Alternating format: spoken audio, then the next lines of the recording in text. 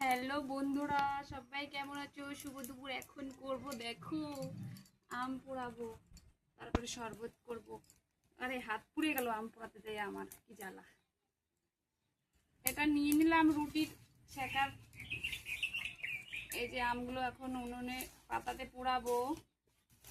এই ঢুকে গেল কি ধোঁয়া রে ভাই। দেখো আমার মেয়ে আর ওরা সবাই আম পোড়া খাওয়ার জন্য পাগল হয়ে গেছে, বলছে এখানে একবার করে খাওয়াও নি আমাদেরকে। হ্যাঁ, শুভ ওরা ডাকতে পারবো না এখন, ওরা দুপুরে ঘুমাচ্ছে সব। না বল, তো হচ্ছে না তো, পড়ে যাচ্ছে। এই দেখো আগুন জ্বালিয়ে দিয়েছি, আমগুলো সব এখন দিয়ে দেবো এর মধ্যে, পুরা হয়ে যাবে। একটু পরে এসে দেখবো আমগুলো পুরা হয়ে গেছে। দেখো আমগুলো হচ্ছে, আর এই দুটো হয়ে গেছে।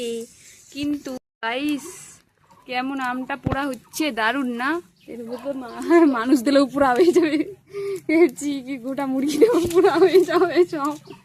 যা গরম, একটু টক টক আমের ঝোল খাবো। ওই পাশে বাহ, খুব সুন্দর।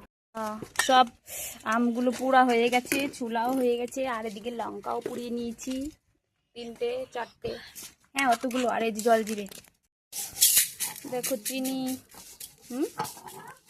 দেখো বন্ধুরা, হয়ে গেছে। লেবু দিয়েছি, শুকনো লঙ্কা দিয়েছি, জল জিরে, বিট নুন সব দিয়েছি। এটা হচ্ছে লেবুর ড্রিঙ্কস, আর আমরা করবো স্পেশাল ছেঁকে খাবো, তাহলে আর গলায় মুখে আটকেবে না। নমস্কার দাদা বেবি।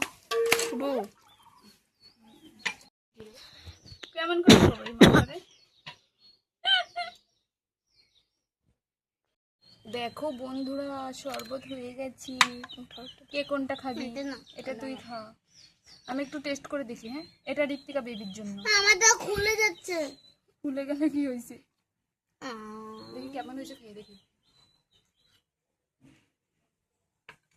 একটু পেকে গেছে আমটা, কাঁচা হলে একটু বেশি ভালো হয়েছে না ঋত্বিকা? জ্বালাইছে একটু, ঝাল তো হবে, আম খেতে গেলে ঝাল তো হবে। পাকা আম পোড়া শরবত, কিন্তু খাটনি চোটে চান করে নিলাম ঘামে। দেখো তোমরাও খাবে তো, বানিয়ে খেয়েও, আর দেখবে কিরম গরম, দারুণ টেস্ট। দেখো 1 গ্লাস খাওয়া হয়ে গেছে, আবার ফেলা যাবে।